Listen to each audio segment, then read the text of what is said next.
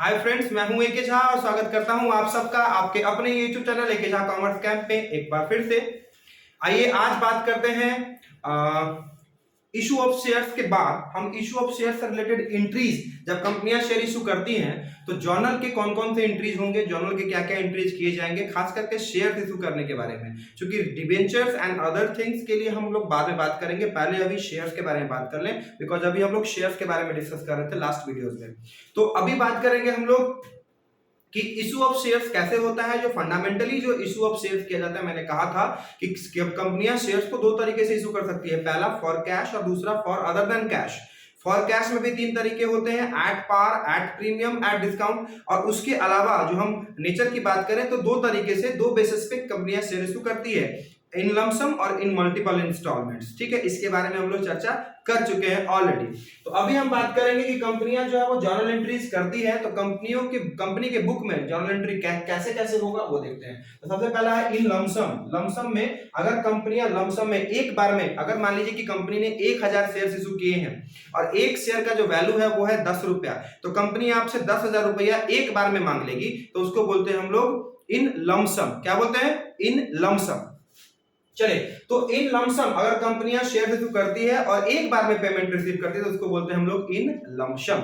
ठीक है, आगे बढ़ते हैं। तो ये सबसे पहले लमसम में बात करें तो जब लमसम होता क्या है, एक बार में कंपनियां सारे पैसे को शेयर होल्डर्स के पास जितना भी अमाउंट ड्यू होता है या amount becoming due to the share holders, तो उससे कंपनियां एक बार में ही डिमांड कर लेती है।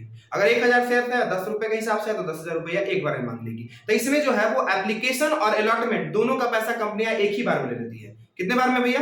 कंपनियां एक ही बार में एप्लीकेशन अलॉटमेंट दोनों का पैसा आपसे ले लेगी, इसलिए इसमें फर्दर कॉल्स नहीं होते हैं, एक ही कॉल होगा। कॉल क्या, एप्लीकेशन के समय ही लोग पैसा पूरा दे देते हैं ताकि उनको शेयर मिल जाए। इसीलिए for receiving application and allotment money, एक ही बार में आपको एप्लीकेशन का पैसा भी देना है और अलॉटमेंट का पैसा भी आपको उसी समय दे देना है। तो शेयर एप्लीकेशन एंड अलॉटमेंट। ठीक है, अब आते हैं एंट्री होता है bank account debit to share application and allotment. ठीक है, bank account debit to share allot application and allotment एक ही बार। जैसे मान लीजिए कि 1000 शेयर्स है तो 10 रुपए के हिसाब से 10,000 यहां लिख देंगे, 10,000 यहां लिख देंगे। ठीक है, अब वही पैसा वो, चूंकि शेयर कैपिटल के बारे में भी आप जानते हैं, शेयर कैपिटल होता है तो कंपनियां जो है वो शेयर कैपिटल में जितना भी पैसा वो रिसीव करती है, चाहे वो एप्लीकेशन में रिसीव करे, चाहे वो अलॉटमेंट में रिसीव करे, चाहे वो फर्स्ट कॉल पे, चाहे सेकंड कॉल पे, चाहे फाइनल कॉल पे, किसी भी कॉल पे रिसीव करती है, वो उसको ट्रांसफर करती है शेयर कैपिटल में। कहां ट्रांसफर करती है? शेयर कैपिटल में ट्रांसफर करती है। अंडरस्टैंड?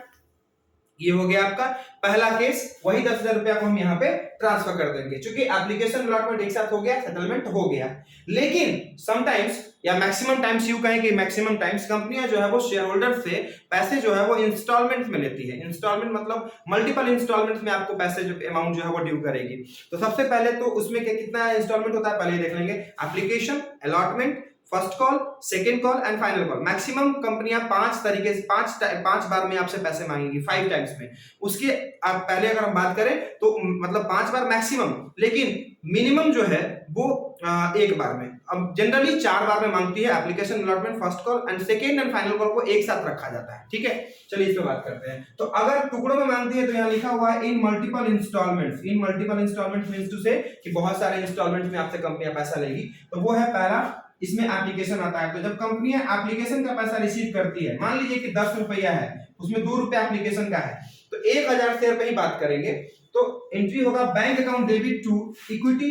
अगर इक्विटी है तो इक्विटी, प्रेफरेंस है तो प्रेफरेंस, इसलिए मैंने कुछ नहीं लिखा है। अगर इक्विटी है तो इक्विटी शेयर कैपिटल और प्रेफरेंस है तो प्रेफरेंस शेयर कैपिटल। ठीक है, जरूरी थोड़ा कि कंपनियां हर बार इक्विटी शेयर ही इशू करेगी, हो सकता है इस बार प्रेफरेंस शेयर इशू कर रही हो, तो वहां पर शेयर्स के पहले नाम लगा देंगे, इक्विटी शेयर या प्रेफरेंस शेयर, जो भी नाम होगा एग्जैक्टली लगा देंगे। टू शेयर एप्लीकेशन, तो bank to share application account, ये हो गया एक तरीका आपका। अब इसमें आपको पहला एंट्री हो गया, 2 रुपए के हिसाब से 1000 को मल्टीप्लाई कीजिए। लेना कंपनी को 10,000 रुपया ही है, यहां पर लमसम में ले लिया 1000 शेयर पे 10 रुपए के हिसाब से। अब यहाँ वही 10 रुपया को टुकड़ों में लेगी, 2 रुपया, 3 रुपया, 2 रुपया ऐसे करके वो रिसीव करेगी। तो 2000 रुपया हो गया एप्लीकेशन पे। ठीक है, रिसीव कर लिए। For transferring the application money to share capital, share capital में जो एप्लीकेशन मनी है उसको शेयर कैपिटल में ट्रांसफर कर। ये दूसरा चीज है। आप जैसे यहाँ भी तो एप्लीकेशन का पैसा आप शेयर कैपिटल में ही ट्रांसफर कर रहे हैं, जितना भी आप रिसीव करोगे, एप्लीकेशन हो, अलॉटमेंट हो, मैंने पहले भी कहा आपको, एप्लीकेशन हो, अलॉटमेंट हो, फर्स्ट कॉल हो, फाइनल कॉल हो, जो भी उसको आप शेयर कैपिटल में ट्रांसफर करोगे। तो share application account debit to share capital में ट्रांसफर करने का एक तरीका है। अब यहीं पर मान लीजिए कि इक्विटी शेयर होता तो हम equity share application to equity share capital लिखते, ठीक है। चलिए, for allotment money becoming due, allotment money due होने के लिए क्या एंट्री करते हैं? अगर अलॉटमेंट मनी ड्यू होता है तो क्या एंट्री करते हैं? सबसे पहला share allotment account debit to share capital, share allotment account debit to share capital. Allotment money कंपनियां जो है वो एप्लीकेशन का पैसा पहले रिसीव कर लेती है, उसके बाद जो है वो अलॉटमेंट का अमाउंट ड्यू करती है। एप्लीकेशन का पैसा पहले शेयर होल्डर्स देते हैं, इसलिए देखे होंगे कि बैंक इसका पहला एंट्री में ही आ जाता है। तो उसके बाद जितना भी कॉल होगा कंपनी आपसे ड्यू करेगी कि भैया आपको 5 नवंबर को पैसा देना है, आपको 10 दिसंबर को पैसा देना है, ऐसे करके आपसे वो ड्यू करेगी, आपको एक पेमेंट के लिए आपको एक सर्टेन डेट देगी। तो उसको बोलते हैं पहले, उसके बाद जितना भी कॉल है सब ड्यू होगा, अलॉटमेंट मनी ड्यू, इसीलिए कहा गया ड्यू, मतलब ये अमाउंट कंपनियां शेयर होल्डर्स के ऊपर ड्यू करती है। तो share allotment account debit to share capital, ठीक है।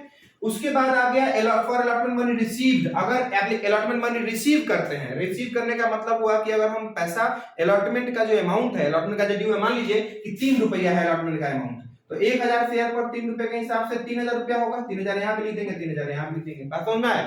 तो ये 3-3000 रुपये रिसीव कर लेंगे। तो मोटा मोटी अलॉटमेंट का पैसा अगर रिसीव होता है तो जो भी रिसीविंग एंट्री होगा उसको बैंक से ही, बैंक का एंट्री देखकर समझ जाएंगे कि ये रिसीविंग एंट्री है, ठीक है। तो ये share bank account debit to share allotment, अगर यहाँ इक्विटी होता तो इक्विटी शेयर अलॉटमेंट लिख देते। फिर कॉल का, चूंकि सब तीनों कॉल जो होगा उसका सेम ही एंट्री होता है, तो for call money due, call money मतलब फर्स्ट कॉल भी हो सकता है, सेकंड कॉल भी हो सकता है, फाइनल कॉल भी हो सकता है। तो फॉर कॉल मनी ड्यू तो शेयर कॉल अकाउंट डेबिट, यहाँ पर इक्विटी शेयर फर्स्ट कॉल या इक्विटी शेयर, यहाँ डैश दे देते हैं छोटा सा, equity share first call, equity share second call, equity जो भी है आप समझ लीजिएगा। अगर खास सिर्फ नंबर बदल जाएगा, इक्विटी शेयर कॉल बोलने का मतलब फर्स्ट कॉल सेकंड कॉल दोनों है, तो equity share call account debit equity share capital, ठीक है भैया, क्लियर। ये हो गया due, being the call money due, narration में लिखेंगे being the call money due on 1000 shares. मान लो कि फर्स्ट कॉल का मनी है 4 रुपया, या फर्स्ट कॉल का मनी है 2 रुपया और फाइनल कॉल का मनी है 3 रुपया। 2 रुपया एप्लीकेशन, 3 रुपया अलॉटमेंट, 3 रुपया फर्स्ट कॉल और 2 रुपया फाइनल कॉल, मतलब फाइनल कॉल जो आप आएगा तो फाइनल कॉल का यहाँ लिखा ही नहीं मैंने, तीनों कॉल का एंट्री सेम ही होता है, इसलिए मैं एक ही एंट्री कॉमन करके आपको समझाने का कोशिश कर रहा हूँ। तो पहला है आपका share call to share capital, अगर इक्विटी है तो equity share call to equity share capital. दूसरा है फॉर कॉल मनी रिसीव्ड, अगर कॉल मनी रिसीव हुआ तो एंट्री क्या करेंगे? Bank to share call, bank to share call. ये आपका छठा पॉइंट है, छठा नंबर है। तो कुल मिलाकर समझेंगे कि बैंक टू शेयर कॉल में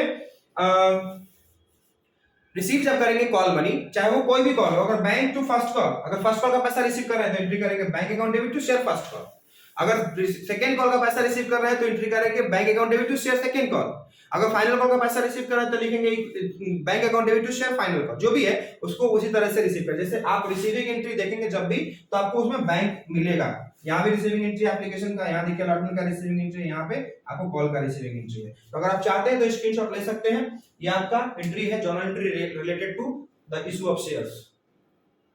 आगे हम लोग बात करने वाले हैं कॉल्स इन एरियर या कॉल्स इन एडवांस से रिलेटेड एंट्रीज के बारे में कि सर कॉल्स इन एरियर होता है। कई बार कंपनियां जो है वो एप्लीकेशन का पैसा ले लेती है, लोगों से रिसीव कर लेती है, उसके बाद जो शेयर होल्डर्स होते हैं वो कभी कभी ऐसे, अब जैसे जितने भी सारे शेयर होल्डर्स है, कंपनियां सबको एक बार जो है वो कॉल का अमाउंट बोलेगी भैया अलॉटमेंट का पैसा दो, तो अलॉटमेंट का पैसा देने के लिए बोलती है। तो कई बार सारे शेयर होल्डर्स जो है वो एग्जैक्टली अमाउंट का पेमेंट नहीं कर पाते हैं जो उनके ऊपर ड्यू होता है, तो कुछ अमाउंट जो है वो अनपेड रह जाता है, कुछ अमाउंट जो है वो अनपेड रह जाता है कंपनियों के लिए, तो उसी को बोलते हैं कॉल्स इन एरियर। जो शेयर होल्डर्स अपने पास अवेलेबल शेयर्स के ऊपर जो रिसेंट ड्यू अमाउंट होता है वो पेमेंट नहीं कर पाते हैं, तो उसको हम लोग कॉल्स इन एरियर के नाम से बुलाते हैं। जैसे मान लीजिए कि अभी मैंने आपको रिसेंटली एग्जांपल दिया था कि हमारे पास 1000 शेयर्स है 10 रुपए वाला, तो हमारा जो टोटल शेयर कैपिटल होगा वो होगा 10,000 रुपया। कितना होगा भैया?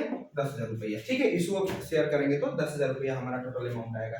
लेकिन इस 10,000 में से एक बंदा था जिसके पास में, चूंकि शेयर्स कम है तो मैं कम ही एज्यूम करूंगा, एक बंदा था जिसके पास में 100 शेयर्स है, उसने ना अलॉटमेंट का 3 रुपए के हिसाब से पेमेंट नहीं किया।